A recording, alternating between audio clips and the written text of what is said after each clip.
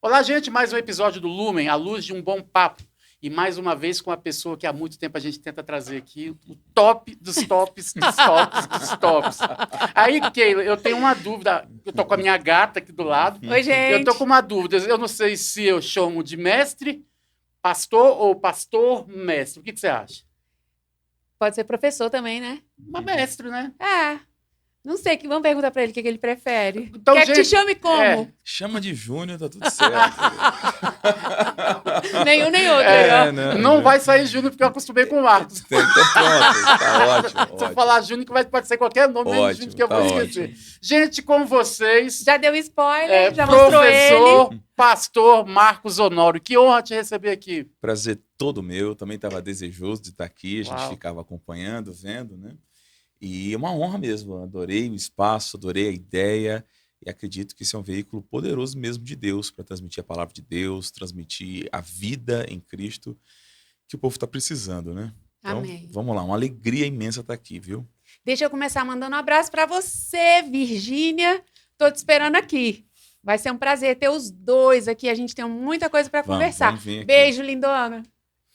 Então, pastor primeiro, depois a gente olha. É assim. Tá todo confuso. É. É porque as duas Aham. coisas já estão ali. Mas a primeira pergunta se trata disso. Uhum. Antes que. Aliás, eu queria que você começasse a contar um pouquinho da sua história. Sim. A gente percebe quando você prega, você é muito profundo. Você consegue, aquele ditado popular, tirar água de pedra. É isso? É água de pedra. É isso mesmo. E, assim, a sua Bíblia é a mesma Bíblia que a gente De lê? todo mundo? Existe alguma outra? Existe alguma versão secreta? Como é que você começou a ter esse lado, assim, mais Estudioso, aprofundado da palavra? É coisa. Eu acho muito engraçado e para mim, é a prova de que. Eu sou, para mim, a prova da doutrina de que, de fato, existem dons específicos. Porque quando a pessoa me vê ministrando, né, eu sou mais conhecido como mestre no Ministério da Verdadeira do que como pastor, né, que é o ministério que a gente faz parte. Todo mundo acha que eu sempre fui estudioso, que eu sempre fui dedicado, que eu sempre fui bom aluno, nerd. Eu não sou nada disso. Eu sou extremamente relaxado. O primeiro livro na vida que eu li foi de Irmão Reagan com 18 anos. Nunca fui de ler, nem jornal, só via notícia de esporte, até que eu despertei um dia para estudar a Bíblia. Ah. E isso aconteceu também de uma forma completamente, como dizem os jovens hoje, um rolê completamente aleatório. Fiz parte do Ministério de Música, do louvor da igreja a vida inteira. A vida inteira sempre, a juventude é a vida inteira da gente, né? Mas durante toda a adolescência e início da juventude, eu fiz parte do Ministério de Louvor. E como todo mundo que é fixo muitos anos no Ministério de Louvor, a gente está sempre tendo que lidar com a negligência do pessoal, né? O pastor Manassés, nosso amigo lá de Curitiba, ele fala que tratar com música é tratar com artista e é sempre um problema, né? Então, o pessoal estava negligente, sem vontade, faltando ensaio, não tirando as mãos. A mesma história que todo mundo enfrenta até hoje. E aí eu falei, cara, eu preciso fazer uma pregação para o pessoal do louvor, para eles ficarem mais fiéis. E aí eu peguei os livros do meu pai para preparar uma mensagem. E aí eu li o livro do Irmão Reagan, Seguindo o Plano de Deus. E quando eu li esse livro, eu falei, cara, eu tenho que viver disso aqui, eu tenho que viver pregando. Eu não sou músico, porque eu achava que ia ser músico. Uhum. E aí quando eu li esse livro, eu me descobri um pregador. E aí eu comecei a ler desesperadamente o Novo Testamento, sem razão alguma. Eu comecei a ler. E naquele ano, eu passei no vestibular para Federal, para o UFRJ no Rio de Janeiro, para Geografia, só que eu passei para o segundo semestre. Então, como eu passei para o Federal, meu pai não me obrigou a trabalhar. Uhum. Obrigado, pai. E aí... A gente que agradece, pai. Obrigado, valeu. É verdade. E aí, o que aconteceu? Eu fiquei 6 meses em casa, meio de férias. Eu li o Novo Testamento mais 5 vezes e li 23 livros do Irmão Reagan nesse período. Caramba. Eu fiquei louco, alucinado, lendo. E nunca tinha lido. Foi uma coisa assim, do despertar do chamado do Senhor mesmo. E eu tive algumas influências muito positivas na minha vida. A primeira foi meu pai. Meu pai sempre foi um leitor voraz. E ele tinha livros em casa e ele me dava dicas de leitura, de material. Então, eu nunca tive, mesmo dentro de casa, esse medo de literatura, de, isso é da visão, isso não é. Não. A postura é sempre assim. Tenha certeza do que você crê. Mas saiba que o pessoal que prega a nossa visão, eles não ensinam tudo. Tem coisas que gente que não concorda com a gente num ponto, ensina melhor do que a gente outro ponto. Uhum. Né? Então, vai estudar. E eu tive, por causa do Ministério Verbo da Vida também, a influência de um mestre que foi muito importante na minha vida, que foi o Nathan Rufino, durante o período. Ele morou na minha casa, ele era um mestre muito profundo da Palavra de Deus. Uhum. E ele também estudava muito, e foi uma influência muito grande. E, por último, o Simon Potter. Né? Eu conheci o Ministério do Simon, a gente teve a alegria de receber ele no Rio algumas vezes, e ele causou um impacto muito forte em mim, porque o Simon ele é de uma cultura absurda, né? E aí eu já nasci, eu já descobri o meu chamado ministerial, ou não qual o chamado, né, que o pessoal fica nessa perseguição, mas eu já me descobri pregador sem essas barreiras do estudo, sempre nasci pesquisador. Uhum. Agora, o que foi mesmo primordial na minha vida foi que eu percebi o seguinte, não sei se vocês já me viram, mas eu brinco, todo mundo me chama de mestre, né, mas eu brinco que eu não sou mestre. Eu sou evangelista de crente.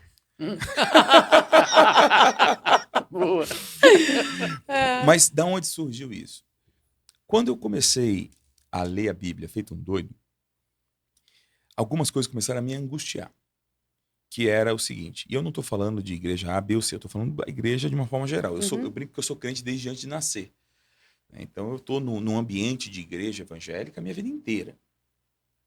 Mas eu comecei a perceber algumas coisas. Muita coisa que eu ouvia frequentemente na igreja, eu não achava no texto bíblico. Muita coisa que eu via no texto bíblico, eu não ouvia na igreja. E o que era pior, algumas coisas que estavam no texto e eu ouvia na igreja, a fala daquele versículo, daquela frase, daquele texto, na igreja era invertido. Quando eu lia, cara, é o oposto do que estão falando aqui. A minha reação, como toda pessoa que está começando a ler, é dizer, não, eu estou entendendo errado. Não é isso, eu tô errado. O pastor sabe mais do que eu, não é possível. Quem sou eu na fila do pão, né? Só que, por algum motivo que até hoje eu não sei qual, eu perseverei nisso. Foi a única coisa na vida que eu fui perseverante, foi no estudo da palavra de Deus. Mas você chegou a discutir com alguém essas coisas? Porque, na verdade, quando você vira um grande pesquisador e quando você começa a descobrir as coisas e perceber que A não combina com B, ou que a pessoa não está falando exatamente aquilo que diz o texto, surge uma certa indignação e um desejo de corrigir. E facilmente você se torna um chato. Facilmente. Como foi isso? Você chegou a discutir isso com alguém? Você chegou a dizer para alguém, poxa, mas não é exatamente isso que o texto está dizendo? Num primeiro momento, confrontar não, porque eu nunca fui uma pessoa confrontadora. Nunca, por exemplo, o cara pregou e chega, cara, você disse isso, mas está aqui. Isso aí eu nunca fui de fazer, não. Mas meu pai e o Nathan, que morava comigo por um bom período, eu falava, cara, eu estou entendendo isso aqui desse texto, é isso mesmo? Então eles serviam, não, é isso mesmo. Tal. E eu acredito que eles sofriam da mesma angústia. Só não falavam. Só que ninguém fala que vive essa angústia. E aí, quando eu comecei a perguntar para algumas pessoas as coisas. Cara, tu já viu que esse texto fala isso? Não a questionamento da pregação, mas... E aí, quando eu comecei a receber respostas evasivas, eu falei, cara, ele não sabe. Comecei a ver que as pessoas não sabiam o que eu achava que elas sabiam. É uma questão de que eu sei muito. Eu não sei nada que não está disponível para qualquer um saber. Entendeu? Eu não sou brilhante. Eu sou dedicado a entender a palavra. E aí eu fui trilhando esse caminho meio sozinho. E aí eu comecei a pregar e comecei a ensinar. E as pessoas começaram a perceber que eu falava coisas meio diferentes e um pouco mais profundas, mais... explicava mais o texto bíblico. Sim. E aí eu comecei a pegar confiança e segurança e fui estudando a vida toda e virei isso aí. Você sempre foi do verbo? Não.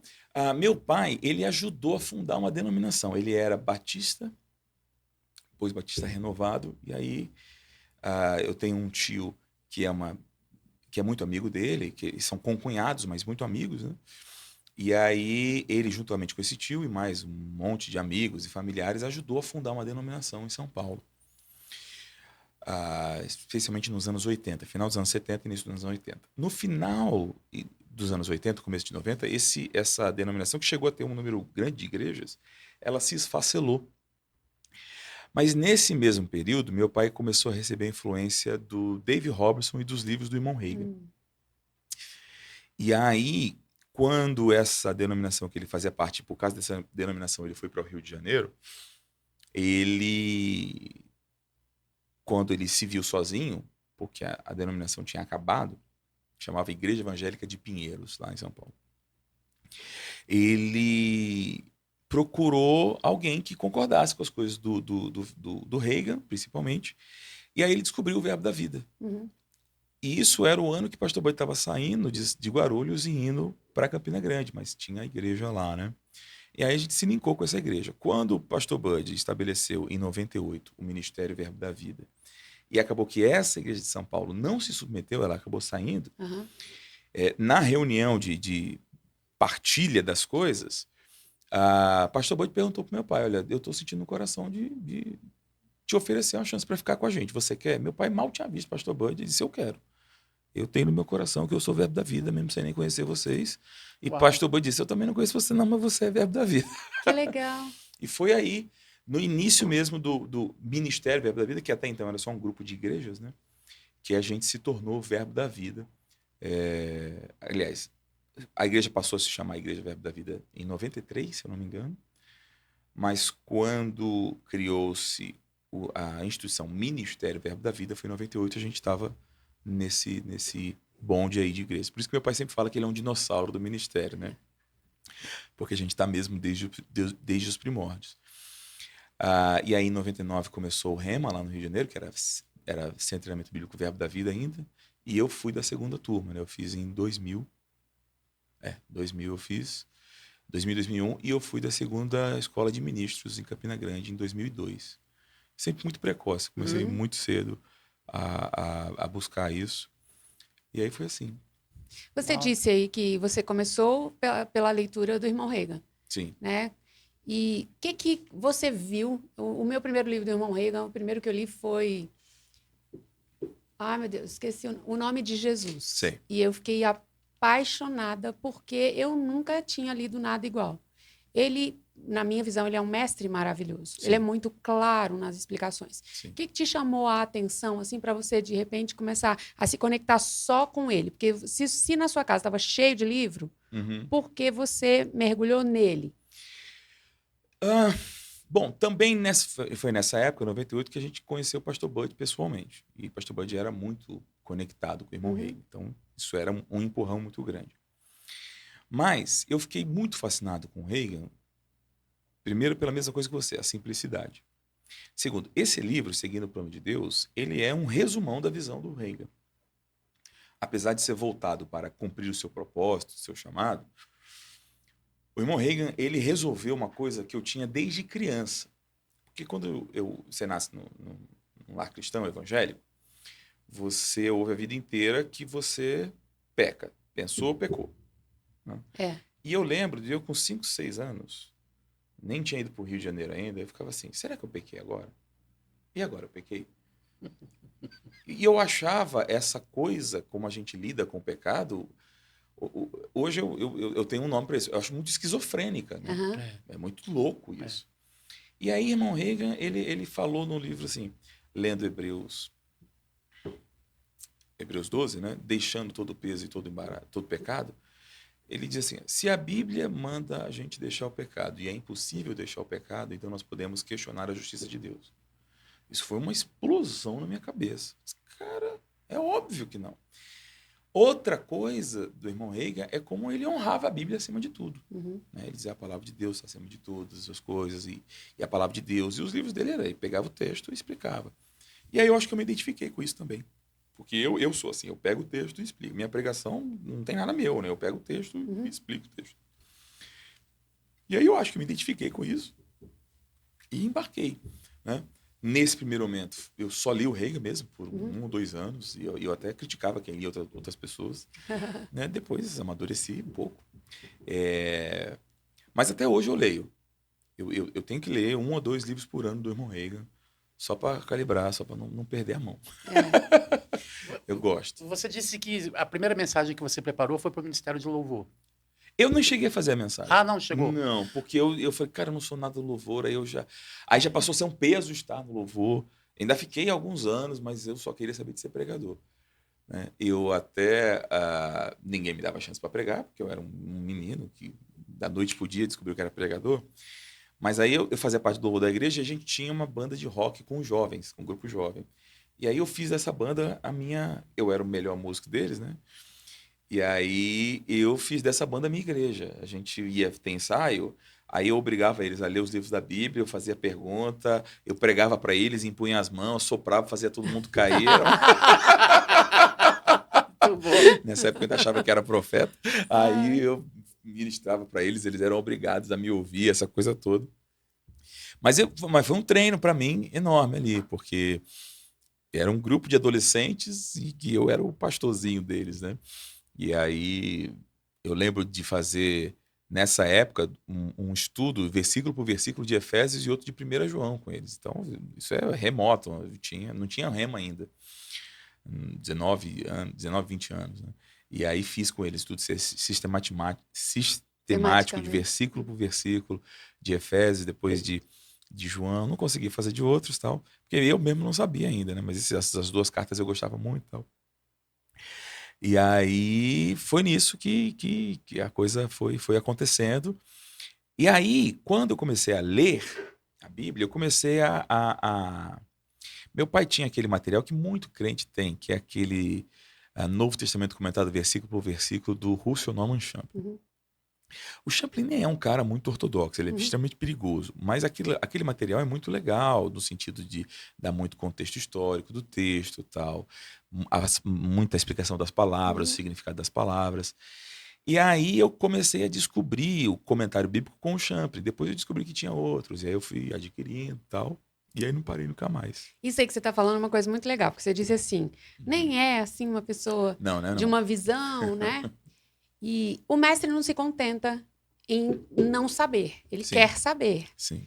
E para saber, você precisa ver diferentes pontos de vista, porque isso vai te firmar naquilo, você vai ter a opção de escolher. De um modo geral, as pessoas ouvem e recebem.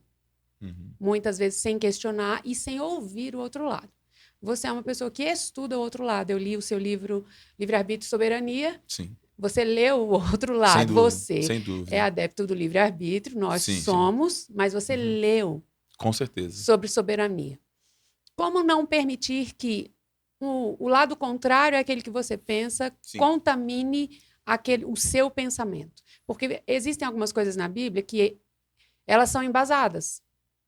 E você precisa fazer uma escolha.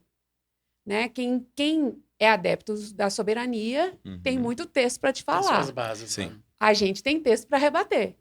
Mas seria um rebater constante, né? Se eles viessem aqui e eu trouxesse um com você, acaba que não acaba. Não acaba. Né? Como não permitir, como se manter firme naquilo que você crê? Escolher, você diria, a pessoa deve ler outras coisas? Ou a pessoa não deve ler outras coisas? Quem é que pode ler de tudo? Quanto tempo vai durar esse podcast? Porque essa pergunta pode demorar tem aula muito. hoje?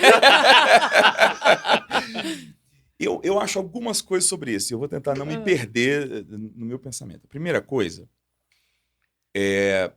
eu aconselho, pessoal, primeiro, assim, eu falo isso na escola, que a gente está aqui para dar aula na escola de ministro. Eu falo assim, tenha certeza do que você quer em primeiro lugar. Então, comigo aconteceu de eu ler desesperadamente Irmão Reiga.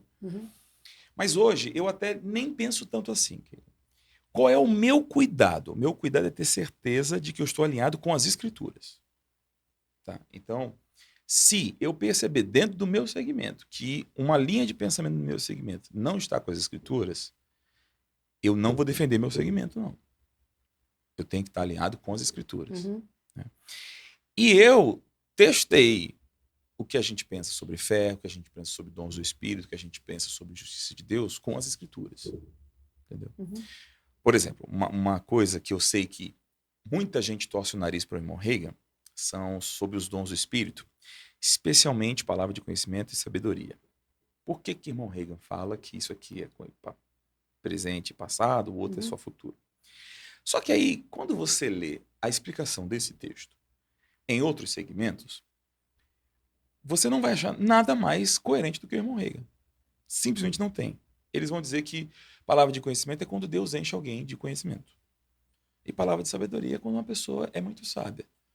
Só que o texto é claramente dizendo que é quando o Espírito quer, que o homem não decide isso, é uma atuação sobrenatural. Ora, se a sabedoria de Deus na nossa vida é sempre sobrenatural, como é que Tiago diz, se alguém tem falta de sabedoria, peça a Deus. Tem um livro na Bíblia sobre buscar sabedoria, mas os dons do Espírito nem todo mundo tem. Cada um opera num. Então, quem não opera na palavra de sabedoria nunca vai ter sabedoria. Então, não pode ser isso. E aí, até hoje, eu não achei ninguém mais coerente do que o irmão Reagan para falar disso. Né? Da mesma forma, o que ele fala sobre oração em línguas é extremamente coerente e fundamentado. O que ele fala sobre dinheiro que as pessoas distorcem. Dinheiro. O livro Toque de Midas, leia. Pelo amor Antes de Deus. falar do irmão Reagan sobre essa área, leia o Toque de Midas, por favor. E aí, hoje, o meu exercício é esse. Agora, o irmão Reagan, ele é um homem de Deus que eu aprendo muito, mais de 20 anos depois da morte dele, eu continuo aprendendo com ele. Mas o irmão Reagan, ele não fala todos os aspectos do evangelho. A gente nunca viu o irmão Reagan falar de aliança de sangue, a gente nunca viu o irmão Reagan falar de escatologia, a gente nunca viu o irmão Reagan entrar nos meandros da redenção, da salvação.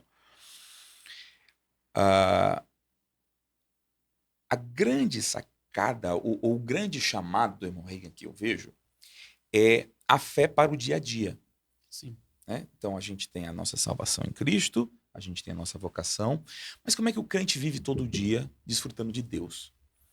Porque a maioria dos segmentos históricos, eles vão ou é tudo Deus fazendo, ou não é nada Deus fazendo, mas na glória você vai desfrutar. E irmão Reagan, ele tem uma profunda descoberta de que essa fé para a eternidade e a fé para obedecer a Deus é a mesma fé para o sustento, para a cura, para a vida diária. Entendeu? Isso deixa os outros doidos, porque mexe nas estruturas, Ofende na realidade. Porque é muito difícil você duvidar do seu viés. Isso é muito difícil. Eu tento, por exemplo, falar com os nossos de não cair nesse mesmo erro. Entendeu? A gente não pode ser com Reagan o que os calvinistas são com Calvino. Ou que o povo pentecostal é com William Seymour. A gente não pode tá tão preso à nossa tradição histórica que não possa questioná-la. Ou acreditar que ele deu todas as respostas. Entendeu? Você falou sobre o calvinismo e a contrapartida e o arminianismo, né? Veja, Calvino, ele estava diante da pressão da igreja medieval. Eu não gosto nem de chamar de igreja católica, mas a igreja medieval, a Inquisição, aquela coisa absurda, aquele amálgama da igreja e o Estado, onde a igreja ficava inventando doutrina. Aí Lutero gritou contra esse negócio, e aí Calvino, ele vai criar a doutrina dele. O que Calvino está fazendo eu não quero ser nada disso aqui. Mas é muito natural imaginar que num momento histórico tão extremo, Calvino tenha se extremado para se diferenciar da igreja medieval por outro lado. Então, depois de 150 anos, surge um armínio falando, não, Calvino é maravilhoso, mas esse ponto aqui está exagerado. Né? Só que o que aconteceu? O calvinista diz, não, Calvino não erra. Não, Calvino não erra. Reagan erra. Então eu não posso fazer a mesma coisa. Então eu tenho que ficar com as escrituras. E eu não sei se é porque eu tenho uma tendência a dúvida primeiro do meu viés.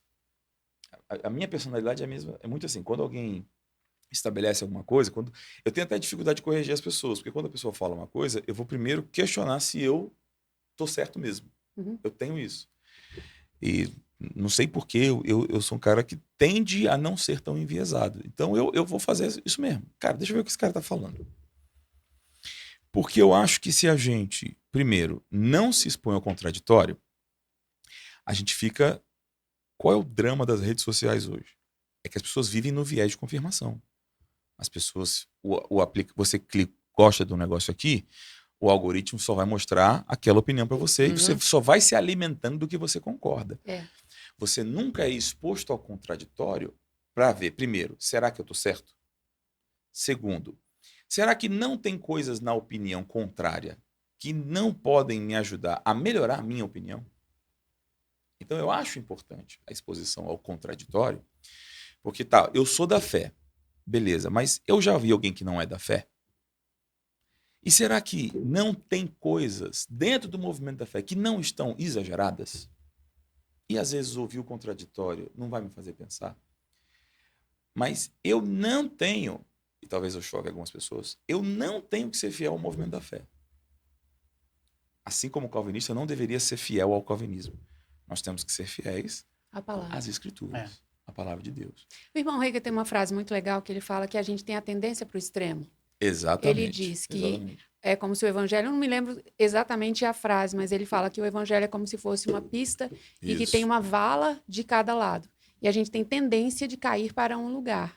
E aí, a minha pergunta é, muitas vezes, esse fato da gente ver uma coisa só e da gente estar sempre com os olhos na mesma coisa, isso não nos impede, às vezes, de até compreender o outro lado. Sem dúvida. Porque o fato da gente não compreender o outro lado faz com que a gente, às vezes, seja duro demais na crítica e firme demais em coisas que a gente não precisa ser assim. Eu olho muito para um movimento político. Existe uma razão para existe uma razão para a esquerda ser esquerda. E existem coisas que eles nos fazem pensar. Eu sou direita, mas existem muitos erros na direita. Existem coisas que precisam ser consertadas. E, às vezes, o não olhar para o outro lado faz com que a gente defenda o nosso lado de uma maneira que vira uma religião. Isso. Eu acho muito complicado essa incapacidade de conversar com um contraditório. E tem além dessa tendência do extremo, tem uma tendência humana também, que é o reducionismo. O que é o reducionismo? Eu quero saber, vem cá, tá certo ou errado? Me diz aqui. Isso aqui tá certo? Tá, então isso aqui é a verdade absoluta. Eu não quero ser relativista aqui, mas a verdade do evangelho, ela é profunda demais para ser resolvida no Twitter. Entendeu? Então o pessoal quer frases muito bonitas que me economizem pensamento, que me economizem estudo, que me economizem ter que pensar em coisas mais profundas. Então eu prefiro me fechar nesse reducionismo que não, é isso aqui, tá, é isso aqui. Você citou uma coisa que hoje é um terreno bastante minado, né? Direita, esquerda. E eu lamento muito que isso tenha virado Flamengo e Fluminense. Porque ambos os lados, eles ficam tentando capturar o evangelho. E aqui que é o problema. É verdade. E qualquer um que tente, seja o calvinista, seja o arminiano, seja o da palavra da fé, qualquer um, seja o de direita e de esquerda, que tente capturar o evangelho, ele está errando. Porque o evangelho é maior do que tudo. E não precisa da ajuda de nada. Né? O evangelho não precisa da direita. A gente não precisa das ideias de Mises, nem de Marx, porque a gente tem o evangelho. O evangelho é a solução para o convívio da sociedade. Né? E eu acho... É claro que, como cidadão, eu tenho as minhas convicções e eu vou escolher os meus candidatos de acordo com as minhas convicções do que é melhor. Claro que essas convicções são influenciadas pela minha visão do evangelho, mas eu tenho minhas convicções. Mas se eu começo a dizer, não, essa visão ela é mais alinhada com o evangelho, eu já criei um problema, porque essa visão é humana. E o evangelho ele está acima de tudo e ele não pode ser cooptado por nenhuma visão humana. Né? Agora, quando a gente volta para as questões de calvinismo, arminianismo, palavra da fé tradicional, aí você está falando de que a igreja ela sempre evoluiu assim. Quando a gente olha para o capítulo 15 de Atos, que tem lá o concílio de Jerusalém, o que aconteceu ali? A igreja começou a viver sua vida, cremos agora em Jesus, a gente de Jesus, isso aqui. Daqui a pouco surge uma igreja gentia. Aí a igreja originalmente judia pensa assim, e agora o que a gente faz? Eles não são circuncidados. Aí a igreja vai parar e pensar, circuncida eles ou não? Eles guardam o sábado ou não? Aí vem o concílio de Jerusalém. Aí, beleza, entra no segundo século, começa uma galera a dizer que Jesus não é Deus. Aí fica a celeuma. Aí a igreja para e faz os concílios ecumênicos e surge o credo apostólico, ao longo de alguns séculos, definindo essencialmente a pessoa de Cristo. Ele é homem, ele é Deus, ele nasceu, ele era, mas ele sempre existiu. Uhum. Ele morreu, ele foi ao inferno, ele ressuscitou, a morte dele é vicária. Ah, ele foi ao inferno. Vamos lá, vamos falar sobre ele foi ao inferno, porque isso é um problema sério. Ah, meu Deus. Vamos lá. Você se enrolou quando eu disse meu ele Deus, foi eu ao podia ter falado inferno. outra coisa, né? Tá no credo apostólico. Desceu, Pois minha- é, mas isso é um problema. É. E eu não entendo por quê. Sinceramente, eu não entendo por quê. Algumas questões muito simples. Muito simples. Quando a gente vai aprender o conceito de morte na Bíblia, a gente dá um nome teológico para o que a Bíblia chama de morte de forma geral, né? Que é a morte espiritual. Uhum. Não existe essa expressão na Bíblia, isso é um conceito de quem estuda a Bíblia. Como não existe a expressão trindade. Não existe. Como não é. existe um monte de coisa. Sim, mas o que eu quero dizer é o seguinte. Então, a Bíblia chama de estar na morte. Uhum. Né? E aí a gente vai entender o que é a morte espiritual ou o que é estar na morte. É quando o homem criado por Deus, para estar unido com Deus, ele está separado espiritualmente de Deus. Então, o homem viola o princípio de Deus, ele peca. Não vamos entrar aqui como é que se dá o pecado, mas o fato é que ele viola a razão pela qual ele foi criado e ele se separa espiritualmente de Deus. A essa condição de separado espiritualmente, o espírito do homem não mais conectado ao espírito de Deus, a essa condição é na Bíblia determinado morte e teologicamente chamamos de morte espiritual. Beleza. E essa condição de morte espiritual fez com que o homem se tornasse mortal fisicamente. Quando o homem nasce de novo, Paulo define muito bem isso em 1 Coríntios, capítulo 6, aquele que se une ao Senhor é um espírito com ele, ou seja, o Espírito de Deus se une novamente ao Espírito de Deus. O Espírito do homem se une novamente ao Espírito de Deus. Aí Jesus Cristo, na cruz do Calvário, ele diz a seguinte frase: Deus meu, por que me desamparaste? Ora, ele disse a vida inteira, eu estou no Pai, eu e o Pai somos um, eu faço o que eu vejo o Pai fazer, o Pai está comigo, o Pai que está em mim faz as suas obras, eu estou com ele. Aí, do nada, ele não chama mais de Pai e diz, por que você me desamparou? E aí a gente tem Isaías 53, dizendo que Deus se agradou em moer mesmo Jesus. Por que ele se agradou em moer Jesus? Porque ele está julgando o pecado da humanidade que ofende a ele. E aí alguém fala, como é que um Deus bom se agrada disso? Eu tenho que lembrar que Jesus é Deus. Então Deus está se moendo. A gente tem que lembrar disso. Não é uma maldade de Deus contra alguém. É uma agressão de Deus a si mesmo. E uma oferta. Exatamente, é uma Dele oferta mesmo. dele mesmo. Mas o fato é, ele foi feito pecado. Viu, gente? Eu não disse que ele é pecador, mas ele foi feito pecado. A Bíblia diz isso. 2 Coríntios, capítulo 5, versículo 21. Né? Aquele que não conheceu o pecado, Deus o fez pecado por nós, para que nele fôssemos feitos a justiça de Deus. Uhum. Ele foi feito pecado. Ele disse, Deus meu, por que me desamparaste? E aí Paulo vai dizer, textualmente, mais de uma vez, mas especialmente lá em Efésios, capítulo 4, que aquele que subiu é aquele que primeiro desceu às regiões mais profundas da terra. O que eu faço com isso aqui? Tá dito na Bíblia. Aí eu vou ter que dizer que as regiões profundas da terra, na verdade, olha só, é uma metáfora para a sepultura, não é Hades, não. Aí não dá pra gente, não. Aí o que eu estou fazendo? Eu estou pegando o meu viés e enfiando na Bíblia. Ao invés de pegar a Bíblia e construir o meu viés, né, como eu não acredito que ele foi ao inferno, aí o texto diz que ele desceu ao Hades. Então, esse Hades aqui não quer dizer inferno, esse Hades aqui quer dizer sepultura. É uma forçação de barra para Jesus não ter ido, né? Mas, evidentemente, ele foi, até para provar a morte por todos os homens, né? Para comprar a redenção. Porque Jesus só pode morrer porque ele foi feito pecado. Que se ele não foi feito pecado, ele não pode morrer. Então, quando a morte o mata, vamos assim dizer, é porque ele está na condição abraçado ao pecado da humanidade. Quando isso acontece, a morte destrói o pecado, porque a morte só existe por causa do pecado. E quando ela mata Jesus, vamos colocar dessa forma, ela Se explodiu. se explodiu. Exatamente. É. Só que o fato é, ele ficou algum tempo morto. Até que então a morte não podia mais segurar. Quando a morte não podia mais segurar? Quando o pecado estava totalmente vindicado. Né? E aí ele ressuscita, porque a morte não pode segurá-lo. Mas nesse momento, ele tem que estar separado de Deus. Mas já que tá É. nisso aí, explica pra gente o que é ele pregou aos espíritos em prisão. Pronto. Aff. Mas, meu Deus. Não tinha nada disso no script, mas agora que entramos, já vamos. Já que a gente tá com um cara que sabe tudo, né, gato? Ó. Vamos aproveitar. Eu acho isso mais simples do que o que a gente pensa. Uma boa linha dos estudiosos vão dizer que os espíritos em prisão eram os homens da Terra que estavam presos. Simplesmente assim.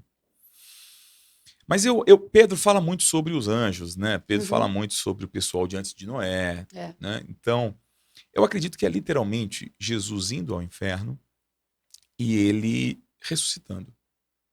A vida dele é a pregação. Porque quando a gente lê a parábola do rico e Lázaro, Jesus claramente coloca um ambiente dos mortos separado por um precipício. Né? Isso. Nesse precipício estão aqueles que ouviram a lei e os profetas, que estão junto com Abraão, e aqueles que não ouviram a lei e os profetas. É. Vale lá, Lucas 16 ou 17. Beleza? Então aqui, no ambiente dos mortos, está os que ouviram a lei e os profetas, e no ambiente de tormento, os que não ouviram a lei e os profetas. Mas ambos estão no mesmo ambiente, a ponto do Lázaro, aliás, do rico, conseguir conversar com Abraão. Isso. Né? E aí, o que significa guardar a lei e os profetas? Aguardar o Messias. Uhum. Porque Jesus disse textualmente: vocês dizem que nas escrituras estão a vida eterna, pois são elas que dão testemunho de mim. Então, Jesus desceu a esse ambiente, e quando ele desceu, os que ignoraram disseram: é verdade, estamos justamente condenados.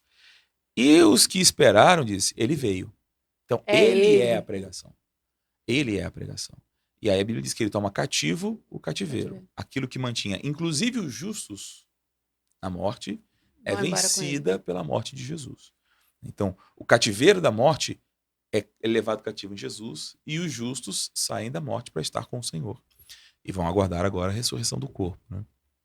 Então, eu penso que o pregar aos espíritos em prisão é isso. Quando ele vai levar cativo o cativeiro. A prisão é o cativeiro. No fundo, é porque a gente tem uma ideia de que pregar é que ele pegou a palavra e foi tentar convencer o povo, né? E, na verdade, o que você está dizendo é ele é o próprio testemunho. Ele não montou um púlpito no inferno, não. Ele foi até lá. E ele foi visto. Olha, eu vim. Os que ignoraram, vocês estão justamente condenados, mas vocês que esperavam, a redenção chegou para vocês. Então, já que a gente está nesse papo cabeça... eu pensava exatamente o contrário. É mesmo? Porque, por exemplo, esses que já acreditavam, morreu sem conhecer Jesus, é claro, mas assim, criam nos profetas, e os que não tinham. Eu pensei que ele tivesse vindo aqui. Não, ele foi. Ele foi visto pelos dois lados. Mas esses aqui não tiveram a condição de se arrepender. Não. Então, por exemplo, eu pensei que ele viesse para esses aqui. Não, porque eles tiveram a condição de se arrepender, porque ele foi pregado em vida. Exatamente. Sim. Então, ele é a condenação para o ímpio e a libertação para o justo. Sim. Ou seja, aquele que tem fé, se lhe dará mais e mais. E aquele que não tem fé, até o que tem, até o que pensa que tem, será tirado. Deixa eu aprofundar um pouquinho isso aí. Bora. Já que tem esses dois, vamos colocar dois times, assim, o que já tinham aceitado e os que... Então, esses já sabem que estão condenados. Eles estão sofrendo lá. Sim. Já é um sofrimento. É. Então, eles já entenderam que erraram. Mas eles ainda vão receber a punição da morte deles. Nossa, tem do pecado deles. inferno pior do que esse.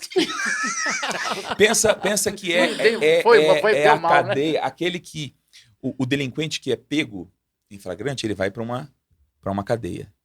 Mas depois do julgamento, ele vai para a penitenciária cumprir a pena. Então, existem aquelas pessoas que estão presas porque elas são um perigo para a sociedade, mas estão aguardando o julgamento. Isso é o que a gente chamaria de Hades. E o Lago de Fogo é a penitenciária onde as pessoas vão cumprir a pena. E, inclusive, o Hades vai ser lançado no Lago de Fogo. Como é que é isso, eu não sei, mas vai ser. Então, essa é a lógica. Né? Só que antes da vinda de Jesus, até os justos estavam presos na morte. Sim. Né? Só que em Cristo eles foram libertados. E estão aguardando a ressurreição. E estão vivendo como todo crente hoje vive. Vive com Cristo, aguardando a ressurreição. Existe uma seita que fala que o amor de Deus não pode permitir que uma pessoa sofra eternamente. Sim, sim, Né? Eu sim. não quero falar o nome, você sabe quem é. Sei. Mas E é fala- uma doutrina, essa doutrina é universalismo. E eles falam sobre a pessoa deixar de existir. Não existe base Uhum. nenhuma na palavra Nenhuma. para a pessoa simplesmente. Né? Evaporar. Deus vai fazer o quê? Deus vai eliminar os espíritos? Como conciliar o amor de Deus com o inferno? É mais fácil do que a gente pensa. Porque não vamos pensar tanto em amor, não. Vamos pensar em bondade. Deus é bom, certo? Mas um Deus bom, que não pune a maldade, é mau. Então nós precisamos de um Deus que seja reto, juiz. Precisamos de um Deus que puna o mal. E precisamos do inferno. Se existe um céu para os justos, tem que ter um inferno para os ímpios. Outra coisa. A gente tem que lembrar que todo espírito veio de Deus. E é essencialmente eterno. Porque ele é da mesma essência de Deus. Justo ou injusto, Uhum. ele é da mesma essência de Deus. E assim como Deus não tem fim de existência, o espírito que vem dele não tem fim de existência. Então, tanto o universalismo como o aniquilacionismo, ambos são lógicos e não bíblicos. Uhum. E isso é um perigo.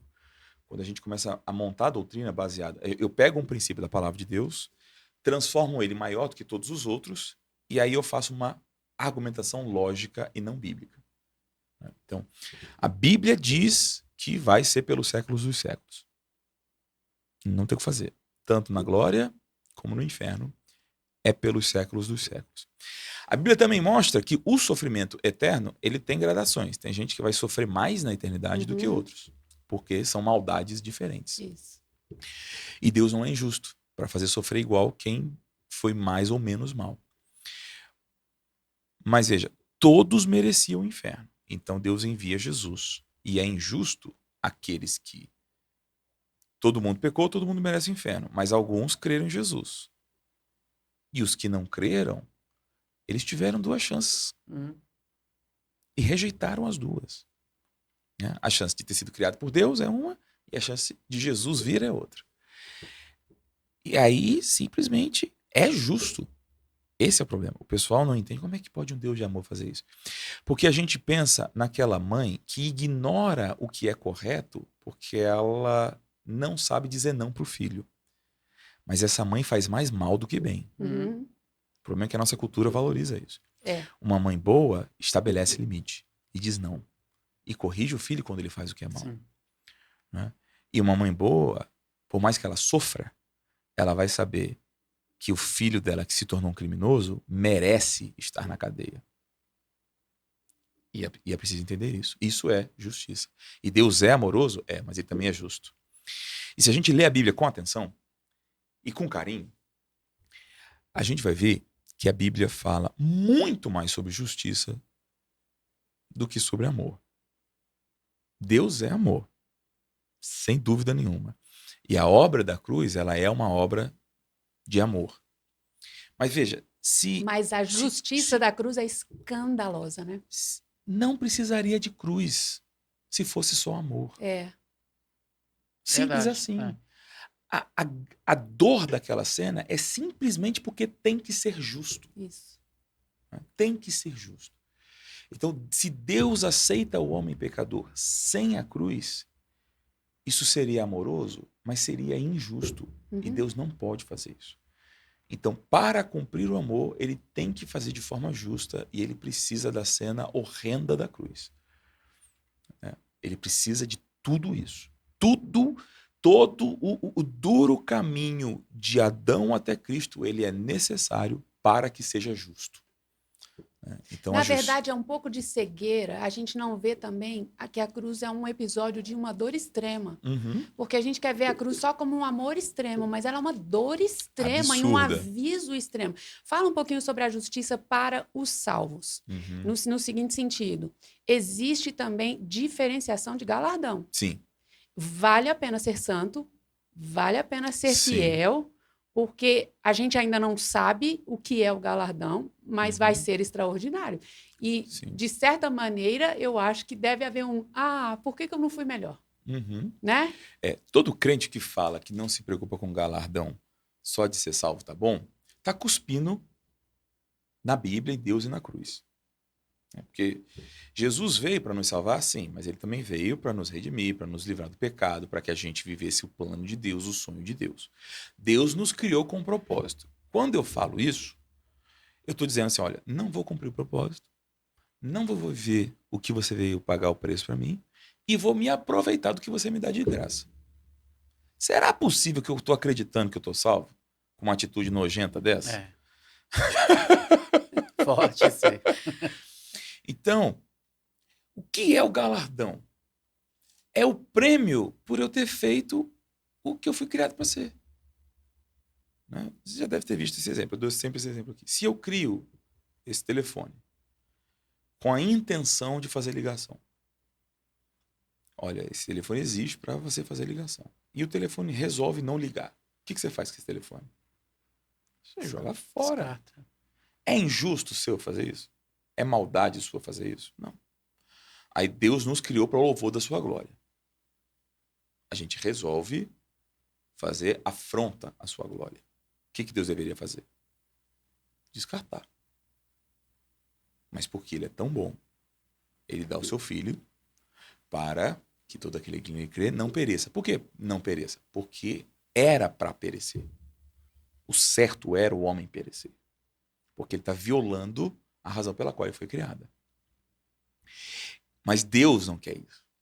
Veja, ele nos criou para fazer ligação. A gente resolve não fazer ligação. Não, peraí, cara, eu vou te explicar. Eu vou virar telefone, eu vou mostrar para você como é que faz ligação e eu vou consertar seu defeito.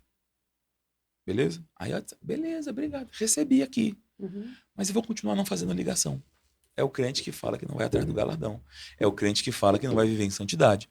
Porque eu fui criado para viver em santidade. Eu não fui criado para viver no pecado. Eu fui criado para perseguir o propósito do Senhor.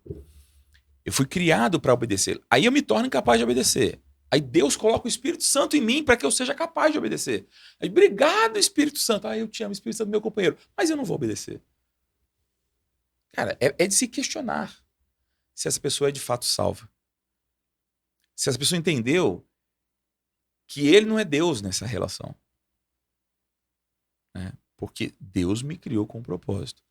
Então, se eu não persigo o propósito, eu estou inutilizando a minha criação. E Aí o vem o galardão, texto, Senhor, por que me chama de Senhor? se não fazem o que eu mando. É. Exatamente. Porque a gente precisa entender que o nosso tempo ele é muito perigoso. Uhum. A filosofia dos nossos dias, porque no final do século passado, aliás, do século retrasado, surgiu uma tendência chamada humanismo. Uhum. O humanismo colocou o homem no centro e abandonou Deus. E a igreja está fazendo uma coisa perigosíssima, porque o humanismo ele era ateísta.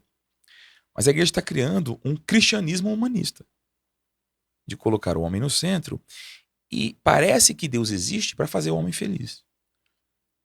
E isso é perigoso, porque isso não tem eco na Bíblia. Deus criou tudo por causa do beneplácito da sua vontade. Nós fomos, lá em Efésios, diz que nós somos salvos de graça, mediante a fé, e isso não vem de vós, é dom de Deus. Uhum. Não das obras, primeiro, para que ninguém se glorie. Ninguém tem mérito na sua salvação. Aí ele diz assim, pois somos feituras de Deus, criados em Cristo Jesus, para as boas obras, as quais Deus preparou de antemão para que a gente andasse nela. Então, ou seja, Deus nos criou, nos viu na eternidade vivendo um tipo de obra. O pecado nos tornou incapazes de realizar essas obras. Uhum. Deus enviou Jesus para nos restaurar e nos tornar capazes de cumprir as obras. Que obras? As que Ele quer que a gente viva. Uhum. Então nós existimos para o louvor da sua glória. E nós fazemos isso sendo o que Deus mandou. Só que hoje a gente vive um negócio. Eu sou o que eu quiser e Deus me abençoa. Me ajuda aí, Deus, nessa. Mas quando eu falo assim, eu vou vivendo a minha vida e Deus me abençoa, eu sou Deus e Deus é meu ajudante. É tudo isso baseado na palavra que muitas vezes eu tenho fé para isso, vai acontecer. Exatamente. O que é uma loucura. Vamos lá. Jesus, Maria José. Olha só. Ave Maria, né? Que coisa perigosa é eu achar que a fé serve para eu conquistar o que eu quero. Como assim? Como é que a fé vem? Pela palavra. Por ouvir a palavra de Cristo. Então, a fé não vem com eu meditando nos meus desejos. A fé vem quando eu aprendo a vontade de Deus. Então, a fé não serve para eu satisfazer meus desejos. A fé serve para me capacitar a viver os desejos de Deus. Agora, acontece que a vontade de Deus é boa para mim. Deus me quer curado, Deus me quer próspero. Deus me quer vivendo uma vida de triunfo. E alguns vão até discordar disso, mas aí eu tenho que distorcer demais a Bíblia, né? Mas o problema não é crer na prosperidade, crer na cura e crer no triunfo. Porque isso a Bíblia é muito clara. O problema é crer para o que eu quero. Isso é um problema. Porque eu não creio para o que eu quero. Eu creio para o que Deus quer para mim. Então, a antiga canção dizia, fé move a mão de Deus. Cara, mas se fé move a mão de Deus, Deus deixou de ser soberano e passou a ser manipulável. Uhum. Então, a fé, ela me coloca aonde Deus sempre quis. Por quê? O que é a fé? A fé é concordar com a palavra de Deus. A fé é receber a palavra de Deus, descobrir o que ele tem para mim, e eu passo a rejeitar aquilo que não está alinhado ao que ele disse.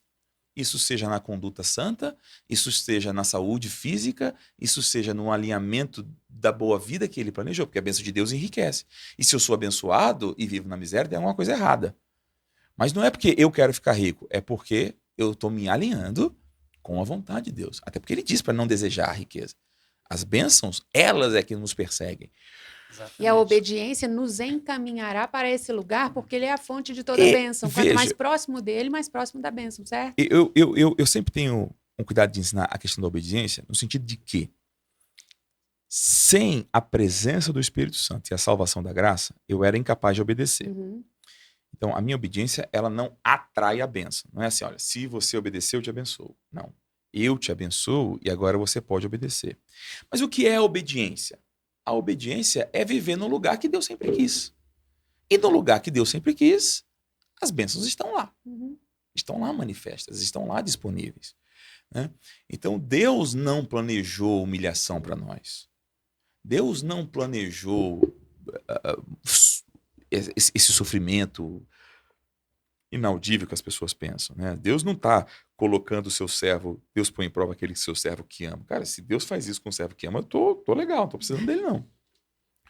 Não, Deus tem um caminho de vitória. É só ver que as pessoas que obedeceram ao Senhor enfrentaram circunstâncias, a Bíblia não anuncia nada de não enfrentar circunstâncias, mas todos eles triunfaram. Aqueles que seguiram o Senhor, que andaram pela fé em Deus.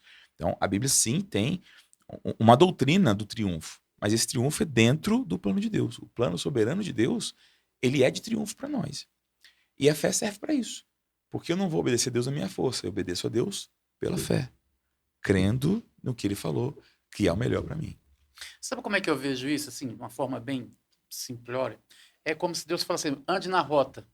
Se você andar na rota que eu A determinei... rota está aí. Tá tudo As lá. bênçãos vão te alcançar, não é você. As bênçãos vão estar no caminho. As bênçãos vão te alcançar porque você tem benefícios em andar na rota. O problema é você querer pegar atalho e achar que, porque você tem fé, vai ter que dar certo. E achar que é mais sábio que Deus, né? Exatamente. Esse é o problema. O humanismo, ele nos deu uma arrogância muito grande.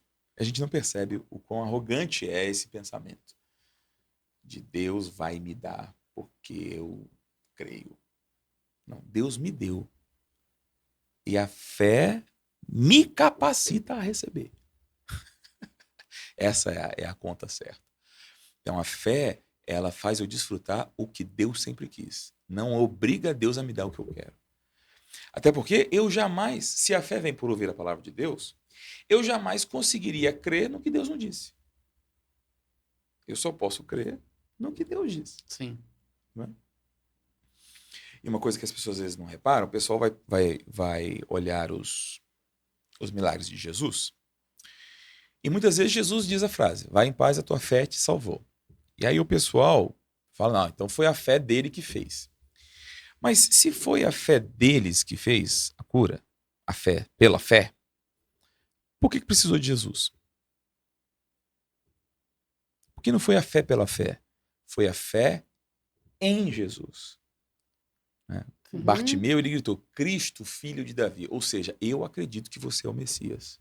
Quando ele creu que era o Messias, a fé em Jesus, o Messias, me salvou. A mulher do fluxo de sangue, ela não creu. O que ela creu? Ela creu que se ela tocasse em Jesus, ela seria curada. Ela não creu para ser curada. Ela creu que a cura estava nele. Né? Eu creio para ser curado. Por quê? Porque eu estou nele. Então, nele eu sou curado. E todos os casos que Jesus disse isso, as pessoas não creram na fé. Elas creram em Jesus.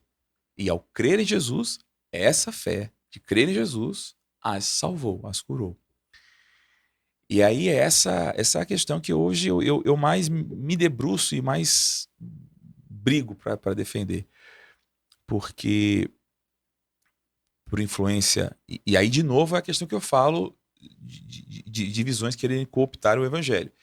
Porque a visão modernista de autoajuda, de sucesso, está tentando... Porque quando veio o irmão Reagan falando que Deus tem triunfo para você, que Deus tem cura para você, que Deus quer que você viva uma vida boa, eles pegam isso e é muito parecido com a mensagem da autoajuda. É parecido, mas não é igual. Né? Porque o irmão Reagan ensina claramente que tudo está nele, está em Cristo, está em obedecer ao Senhor, em seguir a vontade, ouvir a voz do Espírito. O irmão Reagan fala tanto sobre isso, cara, sobre seguir o Senhor, ouvir a vontade de Deus. Né? Então a gente não pode achar que vai ser do meu jeito. Vai ser glorioso, mas na vontade dele. Você acha que, de certa forma, na igreja do século XXI, Jesus Cristo se tornou periférico? Eu tenho...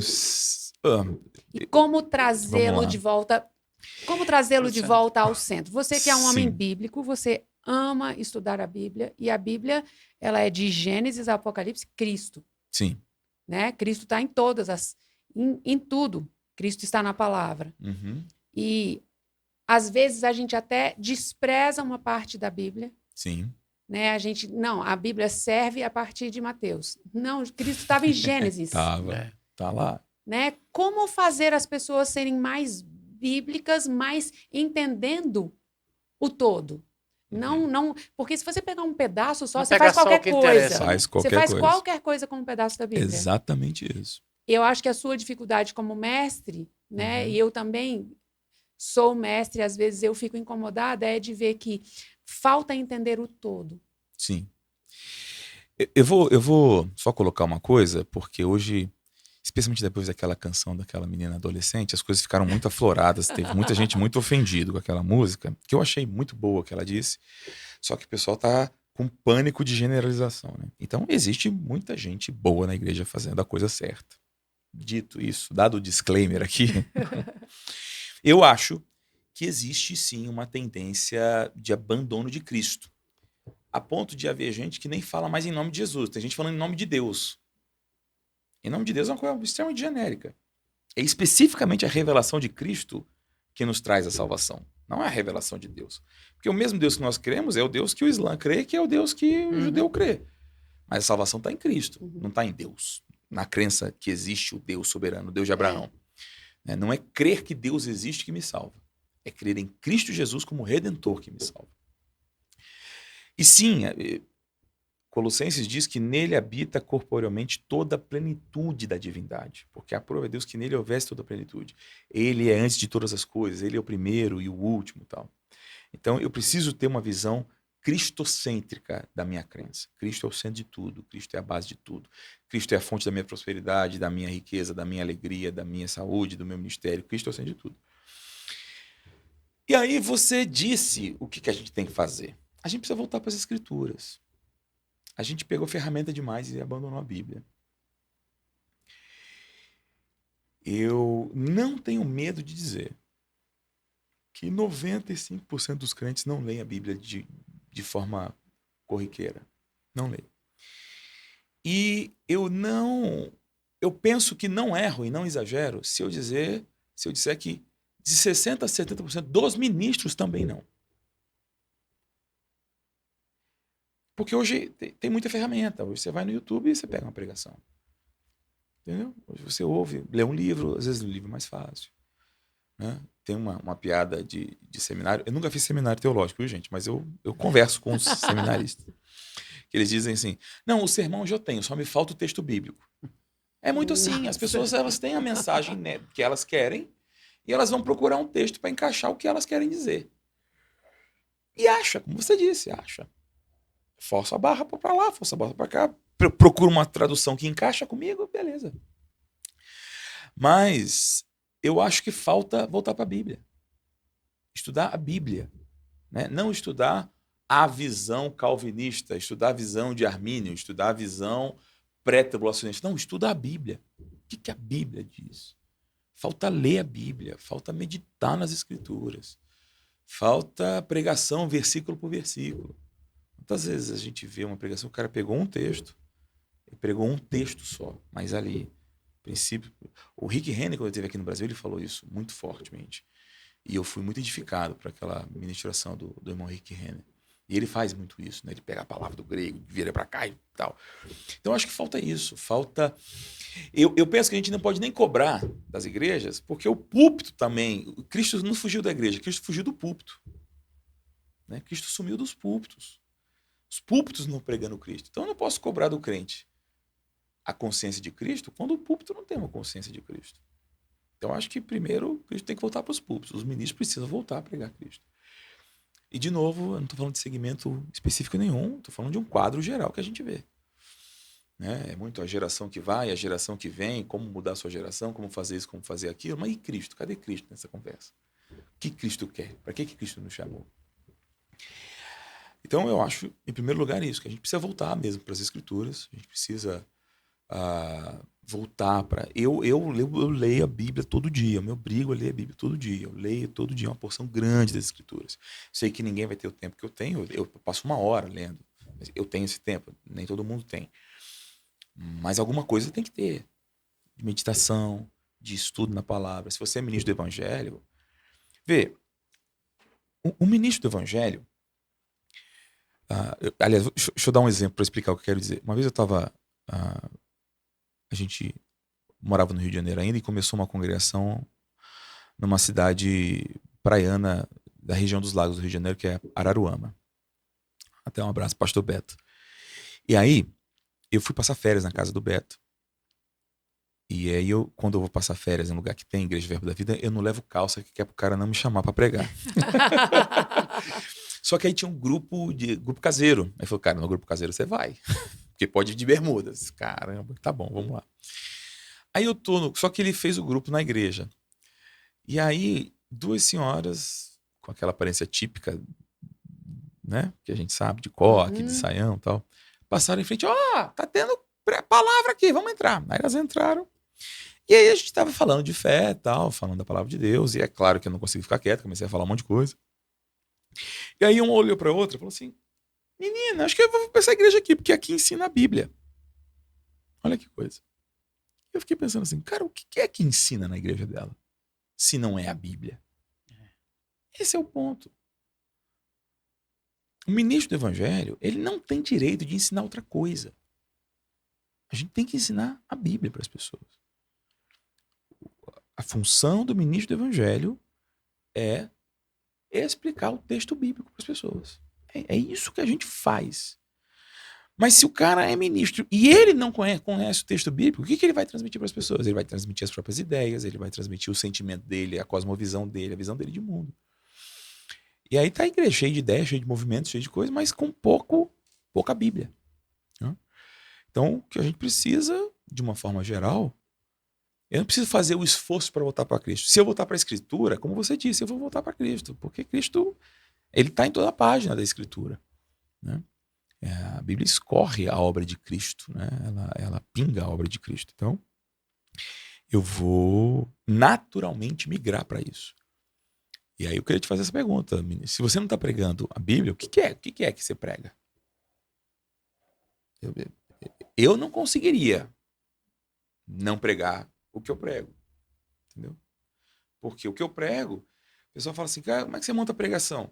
Cara, hoje em dia como pastor, de vez em quando eu percebo que a igreja precisa de um assunto ou outro e aí eu vou montar aquele assunto. Mas via de regra é o que eu meditei na semana e que está gritando no meu coração. Por quê? Por causa do meu relacionamento com a Bíblia. Eu não tenho. Da primeira vez que eu pastorei, eu tinha muito, mas hoje, mais maduro e mais disciplinado nessa questão com as Escrituras, eu não sofro essa angústia do que eu vou pregar. Porque como eu estou sempre com as Escrituras, ela sempre está me falando algo. Eu sempre estou aprendendo um aspecto de Cristo, eu sempre estou aprendendo um aspecto do Evangelho, né? Eu sempre estou sendo edificado. E aí, fácil, nasce disso, né? Então eu acho que a solução é essa mesmo. Dá uma dica para uma pessoa que não gosta, Vamos lá. porque não gostar de ler Bíblia, mas tem gente que não gosta. Não gostar de ler a Bíblia é muito comum. Pois dá uma dica aí. Como é que a pessoa pode se apaixonar? Eu sempre brinco que eu quando eu vou ler muita coisa, né? Por exemplo, vou dar aula de hermenêutica a partir de amanhã, a primeira pergunta que eu faço é quem ama aqui a palavra de Deus? Porque ninguém pode não levantar a mão a essa pergunta, né? O cara é obrigado a amar a palavra de Deus. Mesmo que ele nunca pegue a Bíblia dele. Ele vai levantar a mão. Então essa coisa de gostar de ler a Bíblia não é comum mesmo, não. A nossa cultura não foi acostumada a ler. A gente não gosta de ler. E a Bíblia é um texto difícil. Então, algumas dicas para começar o caminho, né? Primeira coisa, nunca foi tão fácil ler a Bíblia. Porque hoje a gente tem a Bíblia na palma da mão. Isso. E 30 versões diferentes. Então, primeira coisa, leia uma versão simples. Vá ler a NVT, vá ler a NTLH. São excelentes e muito mais fáceis. Muito mais palatáveis. Eu, por exemplo, eu abandonei as RAs. Eu só prego com a NVI. Porque ela é mais fácil para o cara que está visitando a igreja, para o cara que não conhece. Ela é mais fácil de entender. Mesmo que um texto ou outro eu tenha que dar uma fugidinha, aí eu cito a RC, a RA, mas eu vou na NVI. Então, pegue uma versão mais fácil. Segunda coisa, não comece assim, vou ler a Bíblia toda. Porque a hora que você cair em Levítico, você para. Né? E se você sobreviver a Levítico, você vai sair de Juízes. Não há possibilidade de você vencer os dois. Então, o que você vai fazer? Primeiro, você não vai ler a Bíblia toda. Você vai estudar a obra de Cristo. A gente está falando que Cristo é o centro? Beleza, então vamos estudar a obra de Cristo. Vamos pegar autores que vão falar sobre isso. Né? Pega teologias sistemáticas e pega lá o capítulo de redenção. Entende o que foi que Cristo fez.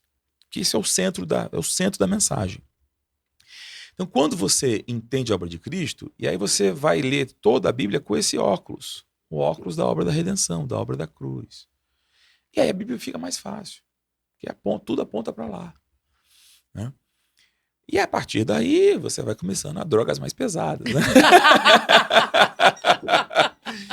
Até chegar na alucinação que é Apocalipse, né? Exatamente.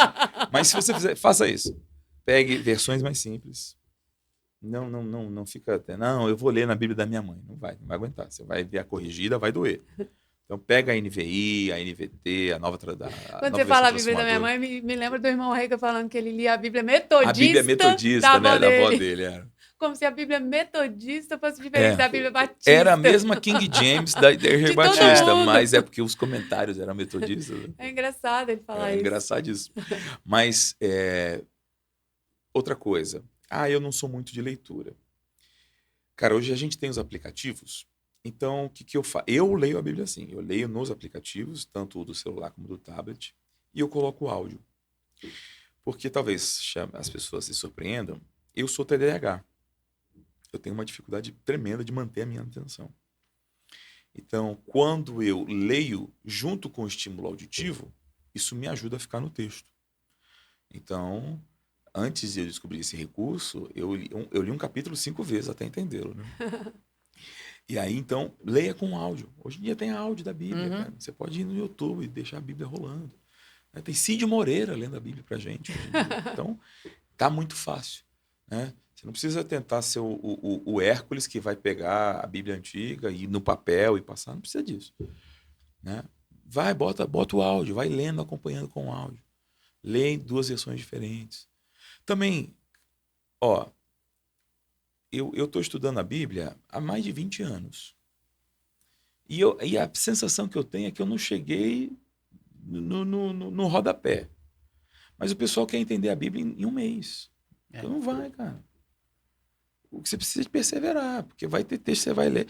Você falou de Apocalipse. A primeira vez que eu li Apocalipse, eu não entendi nada. Parecia uma história de Stephen King.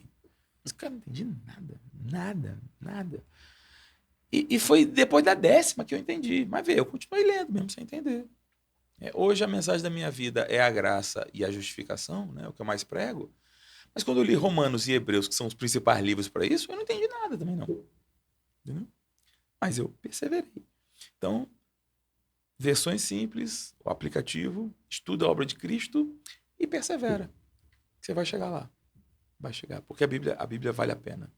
Vale a pena o esforço. Ela é fascinante. E a revelação, é construção ler Bíblia, né? Exatamente. Aquilo que você não entende hoje, você persevera, daqui a 3 semanas o Espírito vai iluminar uma coisa que você vai falar, caramba, minha resposta estava aqui, eu não sabia. Tem uma história que eu sempre conto da minha filha, quando ela era bem novinha, a minha filha mais velha.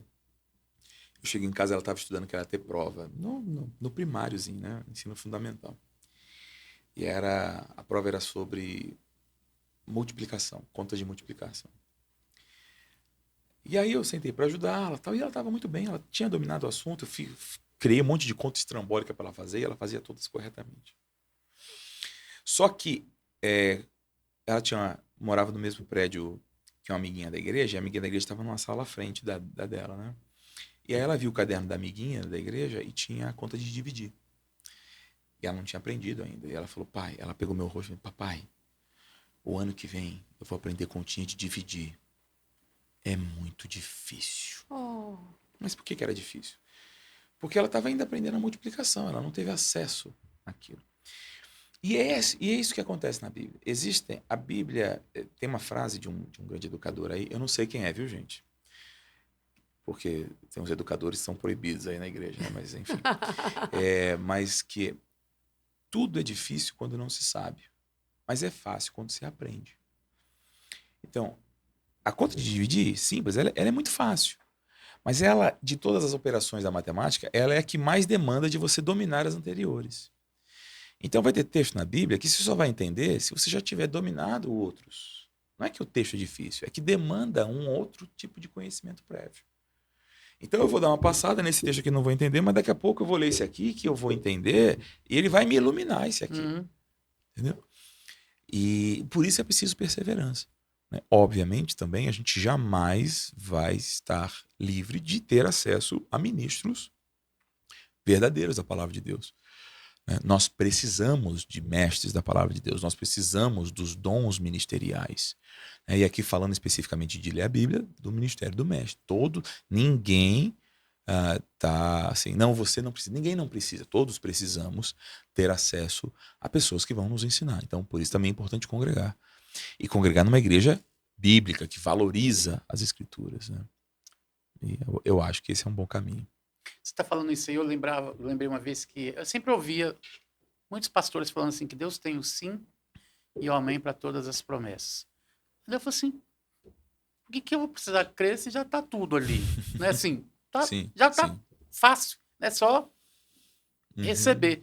E veio a outra pergunta, e por que eu não recebi? Aí eu fui ler o versículo. Sim. Deus tem sim, como é que é? Deus porque tem, todas as coisas têm todas as nele promessas o de sim, Deus têm nele e por ele o amém. Mas depois de uma versão que eu vi, e por parte dos homens... Por meio dele, nós dizemos amém. Por meio dele nós dizemos amém. Exatamente. Quer dizer, eu só vou receber se eu disser amém, mas eu tenho que falar amém para aquilo que eu conheço. Como é que eu vou dizer assim, seja por alguma coisa que eu não conheço? Você leu a NVT e ela é maravilhosa justamente porque ela ensina o seguinte, que primeiro, as promessas, elas estão em Cristo. Em Cristo nós temos o sim. E por meio de estar em Cristo, nós podemos dizer amém. Amém. O que a gente chama de tomar posse é o amém. Ou seja, porque eu estou em Cristo e em Cristo estão as promessas, em Cristo eu recebo. Mas se eu não tenho esse entendimento, elas não vão se manifestar. Porque elas se manifestam para quem está em Cristo e por quem, estando em Cristo, concorda. Né? que a gente chama de confissão positiva, de tomar posse, nada Uhum. mais é do que dizer amém àquilo que está disponível em Cristo Jesus. É por aí. Na verdade, as pessoas vão dando um monte de rótulos para aquilo Uhum. com o que elas não concordam. Ah, é? Então, inventa a história de teologia da prosperidade, Sim. mas não sabe do que está falando. Não sabe. Né? Agora, Pouquíssimas pessoas leram o irmão Reagan. pois é, aí eles Exatamente. inventam umas coisas que começam a colocar rótulos. E tem gente que pega o que o irmão Reagan falou e leva para um lugar completamente diferente mesmo. E aí, por causa, às vezes, de alguns ensinos exagerados, o pessoal vai xingar o irmão Reagan, que não tem nada a ver com esse exagero. Mas o pessoal adora dar rótulo para o que não concorda. Né? Por exemplo, o pessoal diz que a gente dá ordem para Deus. Você não vai achar isso uma frase dessa irmão Reagan. Mas se Deus disse, olha, eu te dou todas as coisas que conduzem à vida e piedade, eu preciso pedir para Deus? Se Deus disse que é meu? Agora, se Deus disse que é meu e não está comigo, alguém está impedindo. Então é para essa pessoa que eu vou dar ordem. Simples como isso. Né? Não é em Deus. Pelo contrário, eu vou concordar com Deus. Porque se Deus disse que me deu e eu vou pedir para ele, eu não tenho nem como responder. Ele vai dizer, filho, eu não estou podendo te atender, não, porque mesmo eu sendo onisciente, eu não sei como é que te responde isso, eu já te dei. Né? Então, é implicância mesmo. É implicância. Né? A Bíblia, esse texto mesmo, nele sim, e por ele nós dizemos o amém. O amém ali é isso mesmo. Assim seja. Eu recebo, é meu. O que Cristo fez, eu recebo. É literalmente isso que ele está dizendo. E é tomar posse do que Deus deu. Simples assim. Mas o pessoal não gosta de falar que toma posse. Na sua rede social, às vezes, tem umas guerras bacanas, né? Alguns. Eu tenho visto algumas assim que têm sido bastante engraçadas. Das coisas que as pessoas inventaram na igreja, Uhum. tipo quebra de maldição, Sim. tem a história do ato profético. Ai, Jesus Qual Cristo. é, assim, a que você acha mais complicada de explicar? Que são muitas, né? Complicada E são de coisas que explicar? vêm e Entendi. vão. Porque Tá. a história do ato profético, ou a história da quebra de maldição também, parece que tem certas estações que o negócio fica grande, depois dá uma quietada, né? O que é mais São difícil? ventos, né? São ventos de doutrina. É. Essas eu acho bem caricatas, para falar a verdade. Bem caricatas. A minha explicação para ela é: você viu Paulo fazer? Você viu Jesus fazer? Então, esquece, cara. Mas, hoje eu acho que o maior desafio da gente, e talvez seja a mais perigosa, seja o que eu chamo dos dois extremos da pregação da graça de Deus. Seja o legalismo, seja o que o pessoal chama de graça radical. Por quê? Porque o legalista, ele tem todo o Velho Testamento para se basear. É muita Bíblia para o cara ignorar, né? Só que o cara não entende que em Cristo está feito. Então ele acha que ele tem que fazer. E ele tem que merecer. Né? Então o cara lê lá, bendito Deus e Pai de nosso Senhor Jesus Cristo, que nos abençoou, a obra feita em Cristo Jesus, toda sorte de bênção. Mas o cara está acreditando que ele vai ser obediente, e então Deus, vendo a obediência dele, vai abençoá-lo. Vê que é uma esquizofrenia aqui, né? Então, eu tenho lutado para dizer para as pessoas, ó, a sua obediência é uma bênção. Porque se não fosse a bênção de Deus, você não obedeceria. Mas, por outro lado, a graça radical, ela é até... O legalismo, ele é fácil de mostrar. Por quê? Porque Paulo passou a vida inteira combatendo o legalismo. Mas a graça radical, ela é mais sutil porque ela usa Paulo no sentido do que a gente ensina no Rema de aspecto legal. A graça radical, ela torna o aspecto legal como a totalidade do evangelho. Ou seja, Cristo fez, está consumado, eu fui perdoado. E aí qual é a conclusão errônea? Não importa o que eu faço. Tá tudo certo.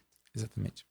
Só que Cristo fez, verdade, está consumado, verdade. Eu estou eternamente perdoado, verdade também. Para que eu seja livre de uma conduta que agride a Deus. Então, eu não fui justificado para não ter problema eu pecar. Eu fui justificado para ser livre do pecado. Então, quando o pessoal fala, não, Deus já me perdoou. Se você se arrependeu, queridão. Porque se você não se arrependeu do seu pecado, isso é pecado deliberado e isso leva à perda de salvação. Simples assim. Se eu vivo deliberadamente na prática do pecado, já não há sacrifício, porque Cristo morreu para eu ser livre do pecado. Uhum. Aí o que eu estou fazendo? Eu estou usando a cruz, que foi para me livrar do pecado, para justificar o fato de eu pecar. Ó, que insanidade! É o oposto da cruz. A graça, a palavra da graça é o seguinte: você não consegue se livrar do pecado sozinho. Então, o que eu vou fazer? Eu vou fazer toda a obra para que você seja livre do pecado. Não vou fazer toda a obra para que o seu pecado não me ofenda. Seu pecado sempre vai ofender Deus. Mas na graça de Deus, a gente tem a chance e a capacidade de não pecar mais. É Jesus dizendo para a mulher, pegue em adultério. Eu não te condeno, mas não peque mais. Então, a mensagem da graça é a libertação da vida do pecado. Não é quebra de maldição, não. Isso aí é achar que a cruz não foi suficiente. Uhum. Mas a graça, ela me leva para a santidade. Ela transforma a minha vida, ela transforma o meu viver. Então, eu acho que isso é o que há de mais sutil. Hoje eu vejo, por exemplo, eu estou lá em Goiânia, lugar de igrejas muito grandes, lugar maravilhoso, de muito, muito evangelho, mas um evangelho muito contaminado com a mensagem da graça radical. O cara chegar e dizer na igreja, olha, vive a sua vida durante a semana, mas não deixe de estar aqui no domingo para buscar o Senhor. Uma loucura. Eu vivo sem Deus a semana inteira, mas aí eu vou lá e santifico a minha semana pecadora, indo para a igreja. Pegar um salvo-conduto para a semana que vem, né? Isso é um absurdo. É cuspir na cruz de Cristo. Né? Porque a cruz foi para que eu fosse transformado. Não para que ficasse tudo bem a minha vagabundagem. Mas para que eu vivesse em novidade de vida. E para que não me submetesse de novo a um jugo de escravidão. Né? Mas é exatamente isso. Agora, o jugo de escravidão vai ser o legalismo, né? O faz por onde que eu te ajudarei. Mas quando Cristo morre para eu ser livre do pecado e eu aproveito o sacrifício para pecar à vontade, eu estou cuspindo na cruz. Né? Eu estou calcando os pés do Filho da Aliança e ultrajando o Espírito da graça. Cara, eu não posso imaginar que eu vou continuar salvo com uma atitude dessa. Não vou. Fala só um pouquinho sobre essa história da perda da salvação ali de Hebreus 6. Meu Deus, eu só que dou é as cascas para vocês. Que as pontas vão levantando, a gente só vai É puxando, exatamente entendeu? o evangelho da graça radical. Sim. Posso fazer o que eu quiser, nunca que eu vou perder a minha salvação, porque uma vez salvo, Sempre salvo para sempre, então tô de boa. No finalzinho, Deus vai dar uma ajeitadinha na minha vida. A graça radical, de forma muito irresponsável, se apossou desse pensamento. Você sabe como começou isso? Isso é antigo. Isso está nos 5 princípios da tulipa calvinista. Nossa. A perseverança dos santos. Uhum. Por quê? Eu vou dar uma aula de calvinismo para depois refutar. O calvinista tem a chamada tulipa, que, deixa eu ver aqui, é a graça irresistível. A tulipa é a eleição incondicional, a graça irresistível, a perseverança dos santos, e tem mais 2 aí que eu vou esquecer. Então, ou seja, Cristo morreu pelos eleitos, os eleitos vão ser encontrados, os eleitos não têm capacidade de resistir à graça para salvar, e se essa galera foi salva dessa forma escolhida, é impossível que essa galera rejeite. Faz sentido. Se eu creio nas outras coisas, uma vez salvo para sempre, faz sentido. Mas começa o problema aqui, porque, de novo, isso é uma conclusão lógica, não uma conclusão bíblica. E lógica baseada na minha visão de Bíblia. Que a Bíblia fala textualmente a perda de salvação, claramente. Só que, veja, faz sentido eu pensar o seguinte: Deus, ele me salva de graça, Deus sabe todas as coisas, Deus sabe se eu vou pecar ou não. Então faz sentido eu ficar perdendo a salvação em cada esquina? Não. Do ponto de vista de Deus, faz sentido acreditar que a salvação não se perde. Porque Deus é onisciente. E é Ele que nos salva de graça. Né? Então, primeiro eu vou complicar para depois simplificar. Para mostrar que esse argumento, a graça radical usa ela de forma irresponsável e não bíblica. Tá? Mas quando o pessoal pensou isso, tinha uma lógica. E é até bom para a gente falar aquela coisa do contraditório. Né? Porque também, se a gente perde a salvação a cada esquina, a cada pecado que a gente comete, Cristo não te perdoou de verdade. Né? Então, mas o que a Bíblia diz? A Bíblia diz que, sim, é possível você provar do dom celestial. É possível você provar do Espírito. É possível você ter a palavra. É possível você provar dos poderes do mundo vindouro e cair. A Bíblia diz claramente, porque é Deus quem opera tanto o querer como o efetuar. Por isso, você desenvolve sua salvação. Vê como a Bíblia afirmou as duas coisas.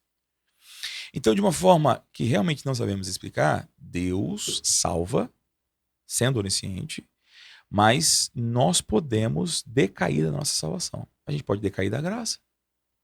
Da graça decaíste. Se vocês se deixarem circuncidar, Gálatas insensatos. Cristo de nada vos aproveita, da graça decaíste. Agora, eu não posso decair da graça se eu não estava na graça. Eu só posso decair dela se eu estava nela.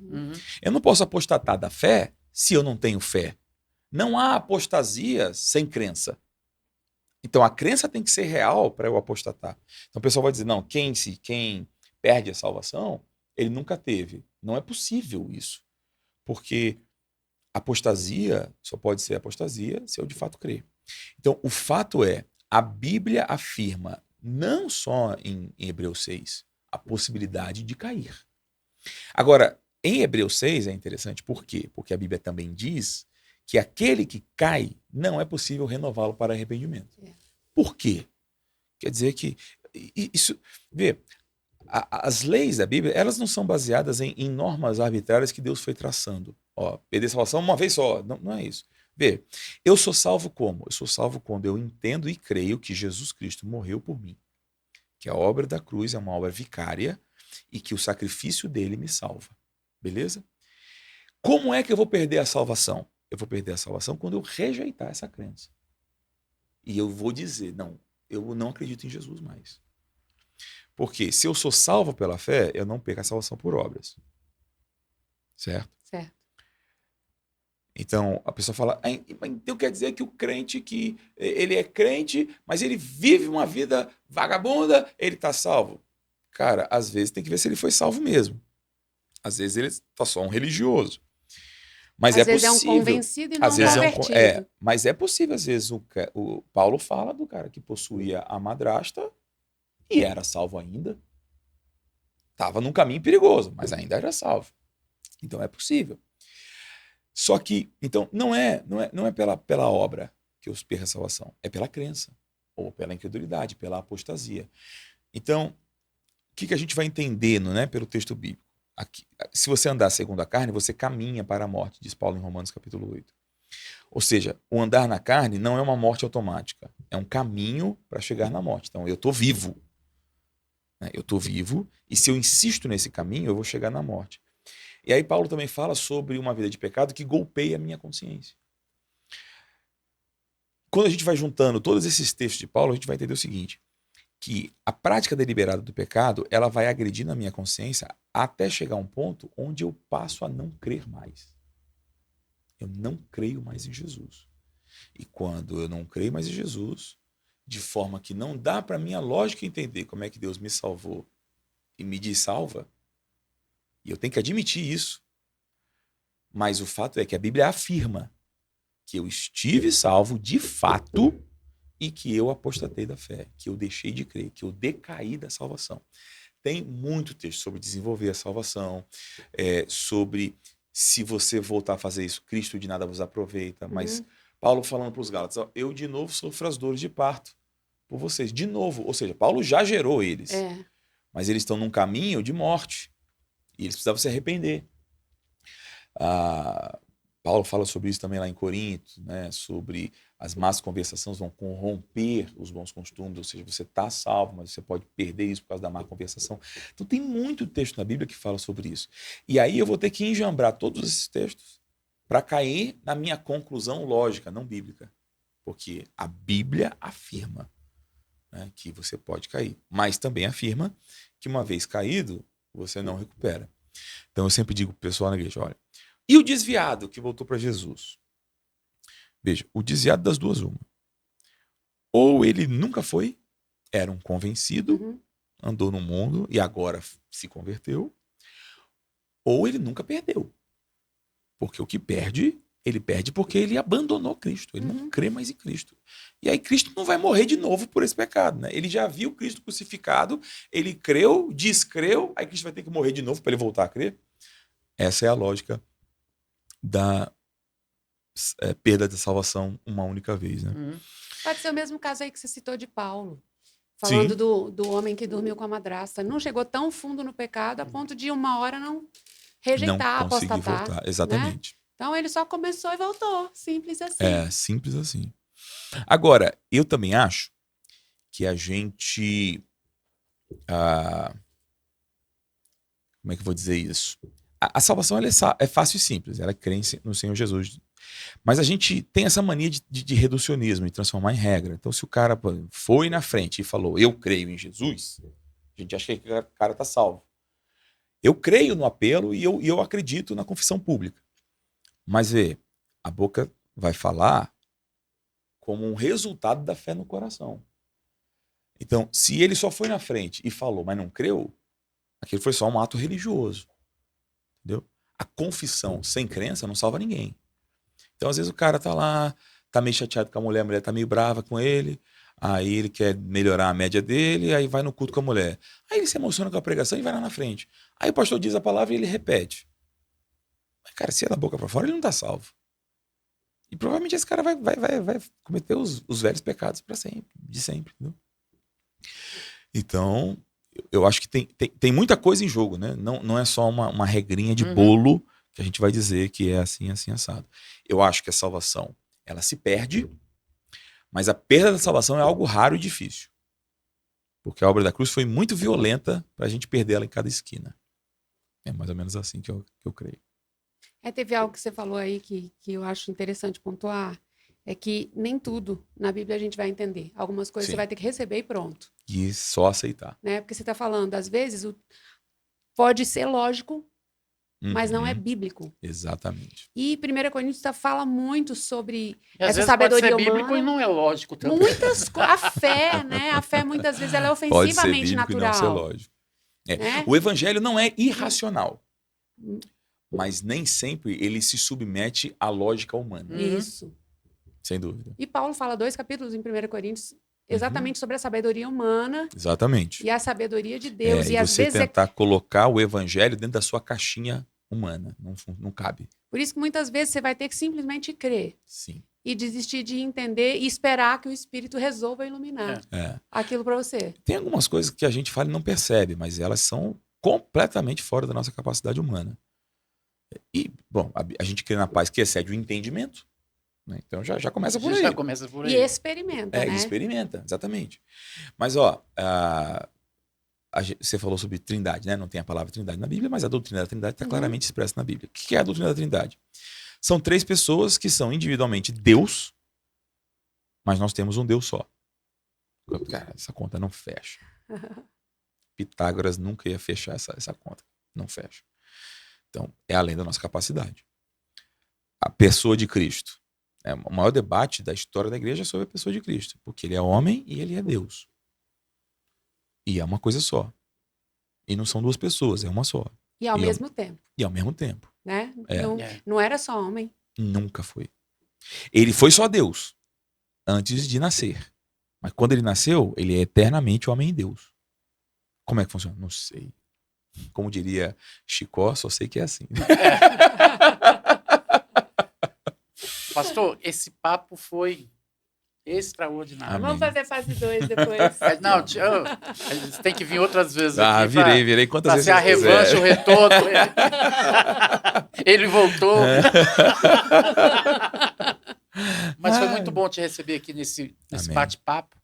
Aí a gente até Muito rico. muito rico, até já tentou até planejado que fosse do que a gente ia conversar, mas você vê Não que foi nada. Né? porque eu acho interessante isso aí, o papo vai fluindo Sim. né? E eu tenho certeza que quem nos assistiu foi muito edificado. Amém. Espero que sim. E Espero vai que sim. fazer propaganda para as outras pessoas, falando assim, Tomara. olha, aprenda, porque ali tem muito conteúdo. Amém. E você é uma bênção nas nossas vidas. Amém. Glória a Deus. É bom te ouvir. Você é muito profundo. Isso é gostoso, você Que bom. olhar que e bom. ouvir, né? Ficar ali com os sentidos ali, prestando atenção em você e Uhum. recebendo vida de Deus. Amém. Obrigado. E espero que você esteja de volta aqui. Ah, eu espero mesmo. Você e sua esposa aqui também. Sim, vai sim, ser sim, né? Vai ser super show. interessante. Ela é maravilhosa.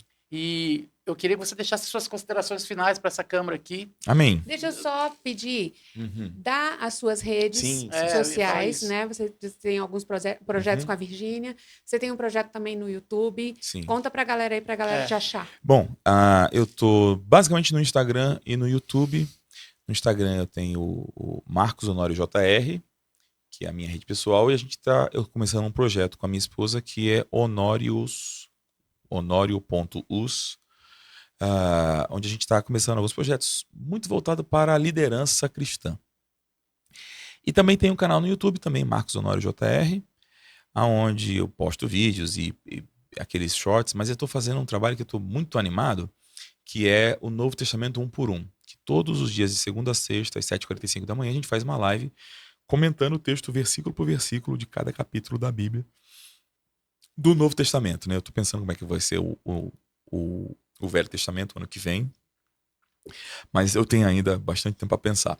Mas esse ano, até o final do ano, a gente vai fazer todos os dias de segunda a sexta um capítulo do Novo Testamento.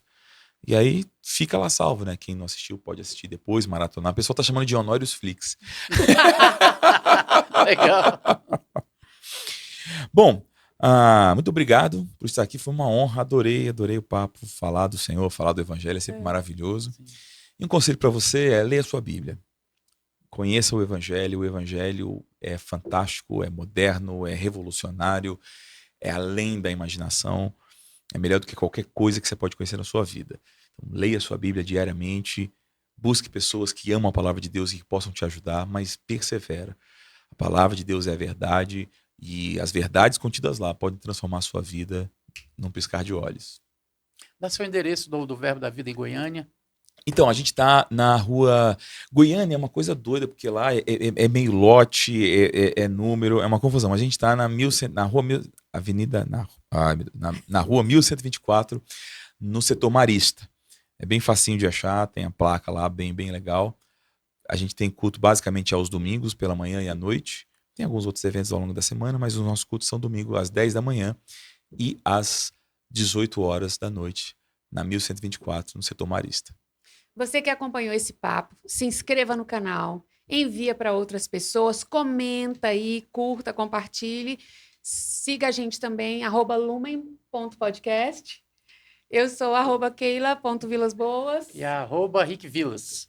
E a gente se encontra com mais um monte de gente chique, tipo Marcos Honório. Desse jeito aí. E nessas câmaras centrais aqui, a gente se despede.